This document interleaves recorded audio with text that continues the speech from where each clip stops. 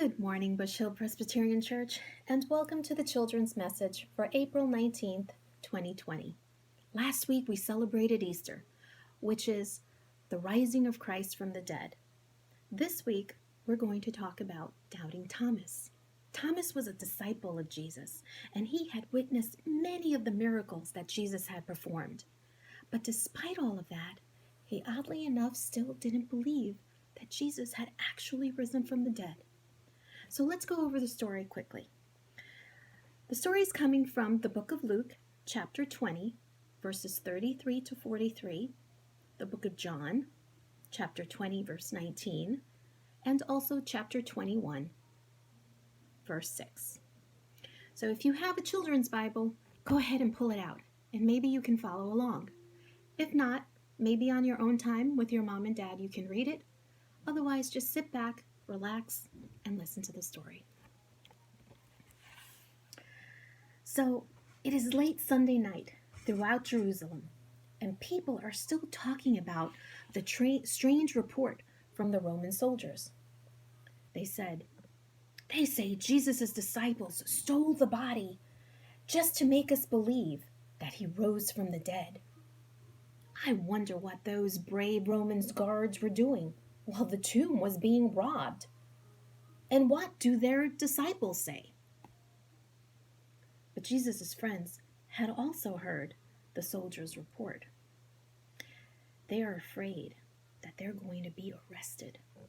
So they locked their doors in the upper room where they were all gathered. But Thomas wasn't there. The other disciples gathered all together, and two friends find them all there.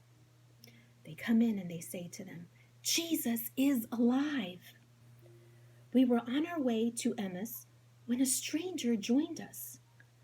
We asked him to have supper with us, and when he blessed the bread and gave it to us, we knew, all at once we knew, that the stranger was actually Jesus himself. And then he just disappeared." "Yes, we know," say the disciples. "Yes, we know," also says Mary Magdalene. Mary Magdalene had seen him, and so has Peter. "Yes, he came, even to me," said Peter, "I who denied him." Suddenly, all of a sudden, Jesus appeared in the room. But the disciples think that they're seeing a spirit.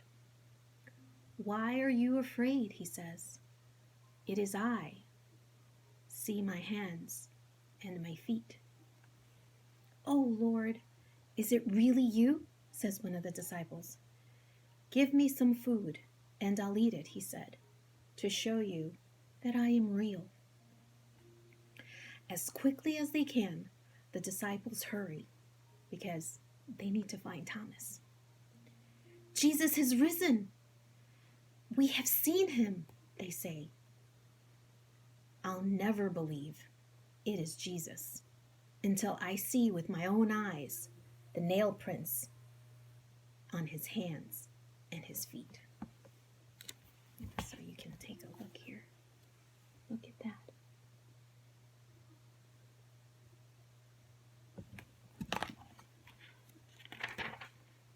A week later, Thomas is with the disciples, which they meet again behind closed, locked doors. And once more, Jesus appears. "Thomas, touch my hands and touch my side where I was speared." "My Lord and my God," says Thomas. "Because you have seen, Thomas," Jesus said, "you believe." Then Jesus says something really important. He says, "Blessed are those who have not seen, and yet they believe." And again, Jesus disappeared.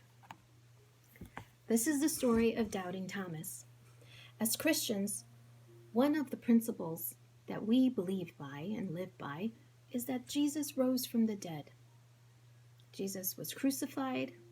We celebrate Good Friday in remembrance of that. And 3 days later, he rose from the dead. And so we celebrate that, and we call it Easter. And we believe this wholeheartedly because we have not witnessed that. We did not see it. We have not touched the imprints of the nails on his hands or his feet. But we believe.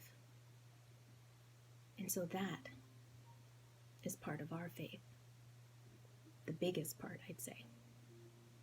So, I hope you enjoyed the story, and I hope to see you again next week.